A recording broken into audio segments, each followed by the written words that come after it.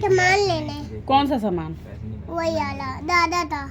दादा का सामान लेने गई थी। अच्छा, दादा। दादी और दीदी और मैं।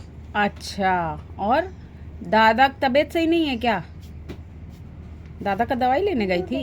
नहीं, दवाई नहीं, बिस्किट। बिस्किट लेने गई थी? तो बिस्किट यहाँ तक आ गई लेने? यहाँ तक नहीं, वो दूर तक।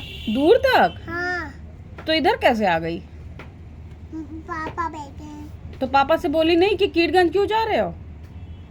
मम्मी कह रही थी। मम्मी कह रही थी? हाँ, तो मम्मी क्यों नहीं आई? मम्मी नहीं आई तो क्यों नहीं आई?